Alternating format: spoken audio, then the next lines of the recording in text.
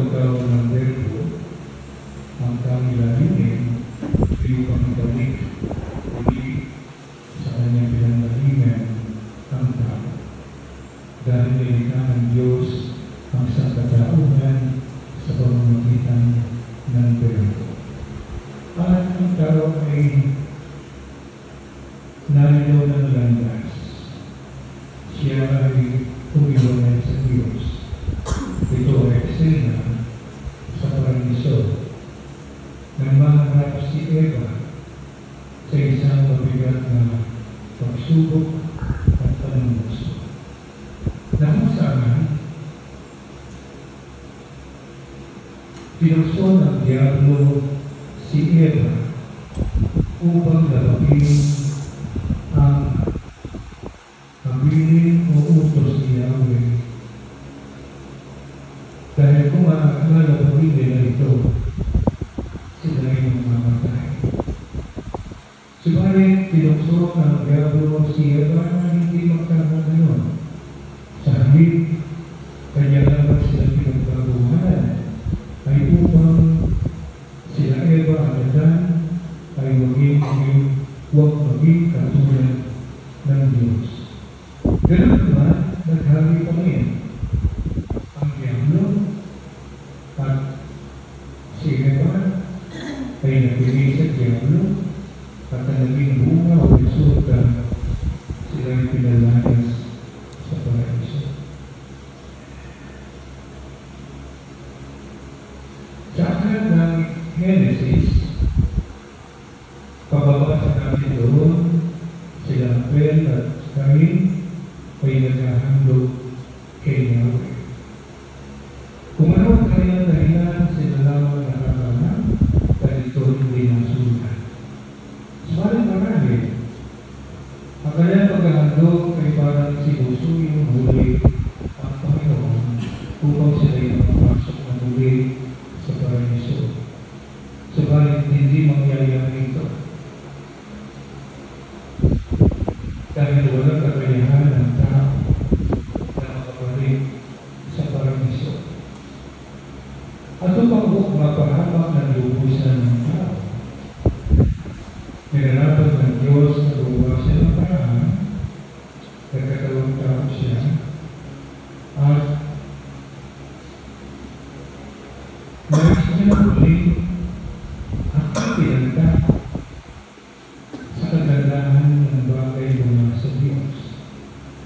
Dahil si Eva ay naakit sa kasimang niya.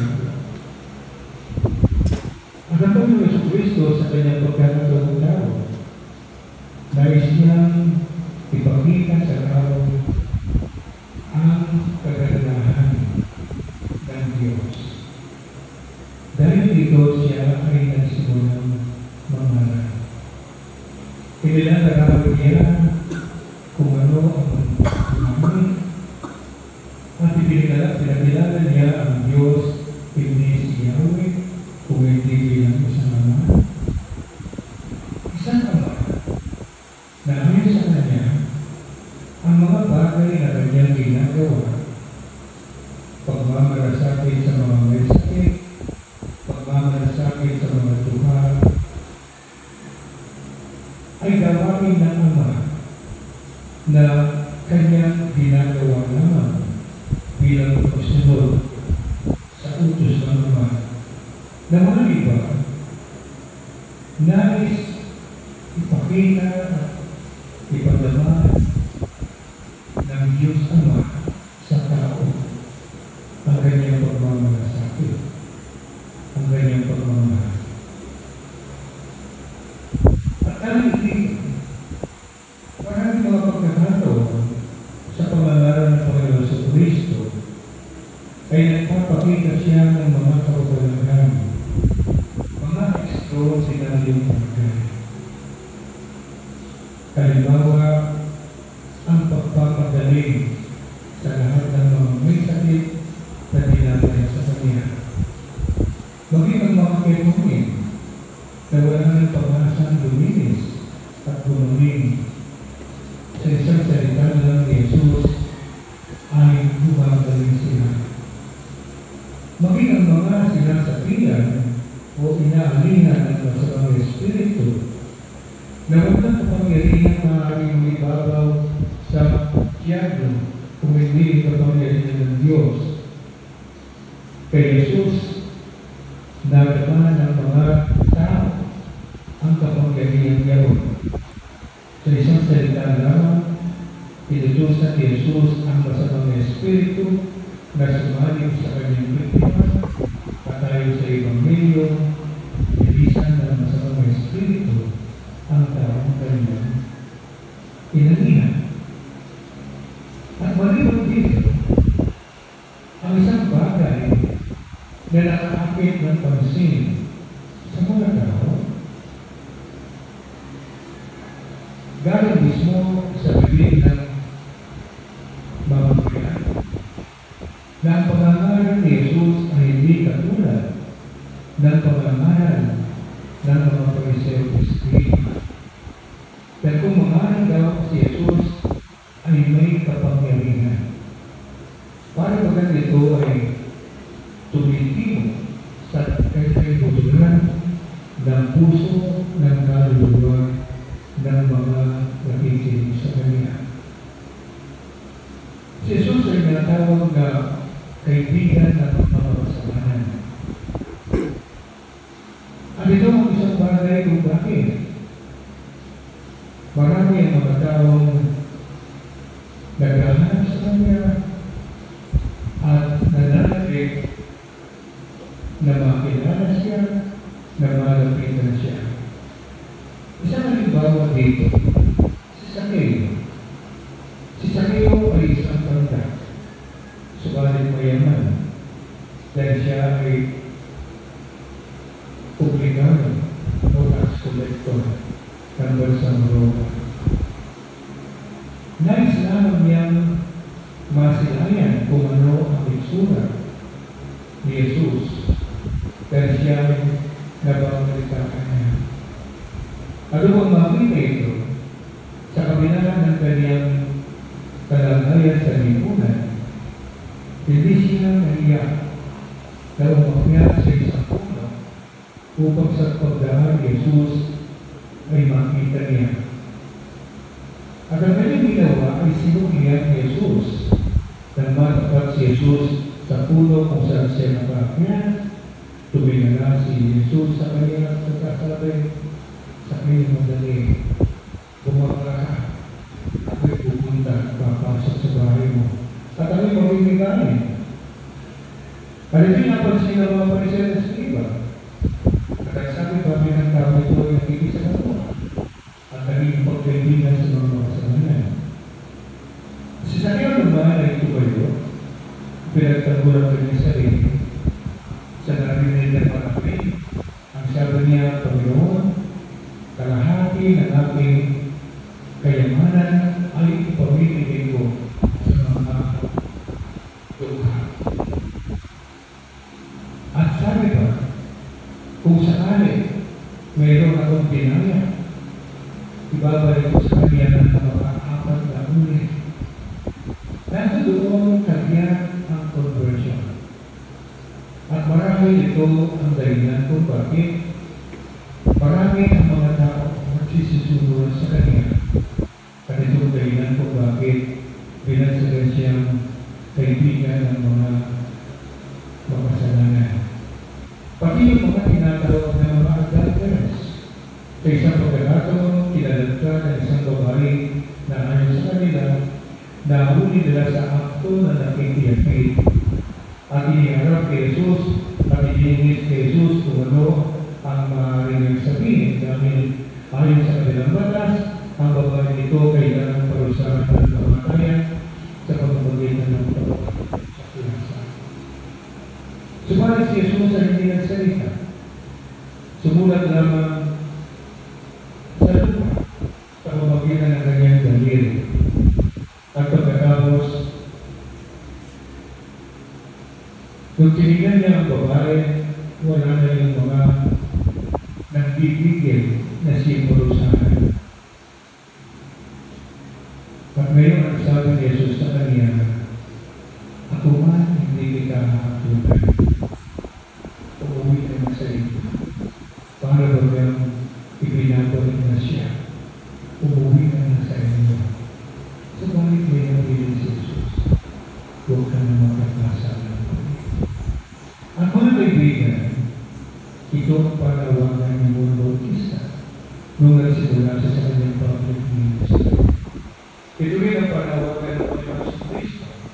na magsimula siya sa kanyang pag-minister. Ang sabi niya, pagsisihan ninyo ang inyong mga kasalanan at isabuhay ninyo ang mabuting balita o isabuhay ninyo ang salita ng Diyos. Dito sa Ebanghelyo na ating binasa, ang sabi niya, ngayon, nararamdaman ko at nakikita ko, unti-unting nag-aalat ang isipan at damdamin ng mga tao na magbalik doon sa Diyos.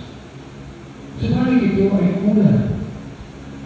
Meron pa akong isang binya na dapat gawin upang maging ganap ang ating misyon, upang maging ganap ang pagbabalik loob ng tao sa Diyos.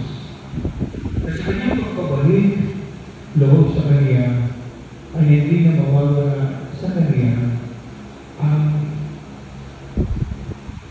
kapalit ng Kanyang pagsasakripisyo. Kapag dito, inihaharap ni Jesus ang isang katapuhan katulad ng pagharap ni Eva sa Diablo.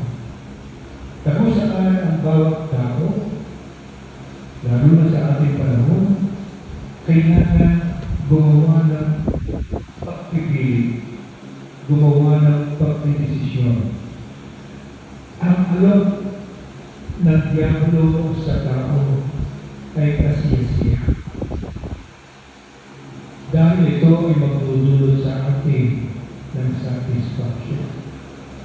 Subalit, ang alam ng Diyos sa tao, marami hindi natin makikita kasiyasiya. Dahil kailangan para mabalik natin ito, kailangan tayo tumaan sa isang pagsasakripisyo. At walang sakripisyo kasiyasiya dahil ito ay pagpapahirap sa sarili. Subalit sa kabila nito, kung nagaan tayo sa isang pagsasakripisyo at ginusto natin ito, dahil kasi nais natin makabalik muli sa Diyos na ating pinagmulan, eka nga ng Panginoon, antayin lamang ninyo, dagat pa ako sa isang pinya na tinutukoy ang paghahandog ng buhay niya sa Kalbaryo.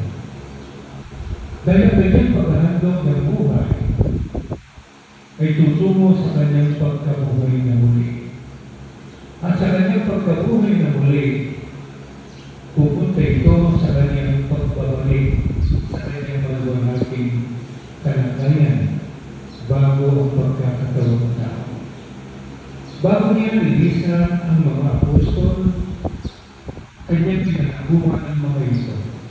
Tapos samantala siya ay aalis at yayaon siya sa kanyang ama upang ipaganda ang mga apostol ng matitirhan doon. At kapag sabi niya, kapag naihanda ko na kayo ng matitirhan sa kaharian ng ating ama, babalikan ko kayo at susunod ko kayo at isasama ko kayo upang sa ganoon kung nasaan ako, doon din kayo. Ito ay hindi pangako sa mga apostol. Ito ay pangako sa lahat ng tao, sa ating lahat. Kaya, kung titignan natin, ano ang may dudulot ng makamundong bagay? Kasiyahan. Subalit ang kasiyahan makakabit natin dito ang gabihan.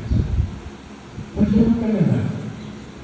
Pahay kukupas, pahay tuloy ang nawala.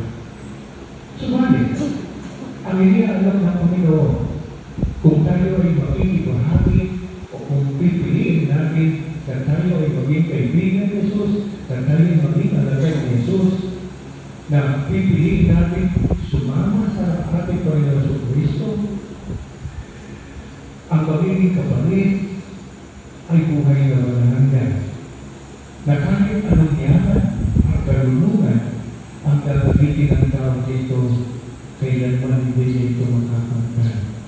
Kahit ang Diyos lamang ang makapagtutulong sinasabi ng Panginoon, habang ako ay nananabik na ihandog ko ang aking buhay, ako man ay nananabik, tahin-tahin kayo, makabalik doon sa akin, kaluwalhatian. Mga kaibigan, ito ang pangako ng Panginoon. At bilang mananampalataya, lubulit ko sa inyo, hindi masama at hindi kasalanan ang magsikap na maging matagumpay sa mga mundong buhay. Subalit dapat natin ipahigit ang ating paghahangad sa bagay na hindi lilipas, hindi pupupas. Maaari natin gamitin ang ating makamundong tagumpay sa pamamagitan ng pagkawit ng kayamanan nililipas sa namin. Lulit ko sa inyo, bagamat tayo ay hindi nananabik mamatay, pero pa sa inyo nananabik na mamatay? Wala? Wala. Pero meron nananabik sa inyong makita ang Diyos. Opo. Kaya, Yes po. may mas nananabik na makapili ng Diyos. O kung gusto niyo makapili, at sabi kayo makapili ng Diyos, ay marami kayong namatay na rin. Yun na ang pagkakapili. Pero hindi natin maiwasan ang Diyos. Kung ano ang gusto niya gawin sa atin. Basta, kahit iniiwasan natin ang kamatayan, ayaw sa gusto natin, tatanggapin natin ito. Lahat tayo ay mamamatay. At dahil ito ang isang katotohanan na hindi natin maiiwasan. Harapin natin ang isang desisyon, ang isang pagpipili. Sa wakas ng buhay natin dito, haharap tayo sa Diyos at mabigyan na natin ang Panginoon sa na sasalubo sa atin at sasabihin sa atin,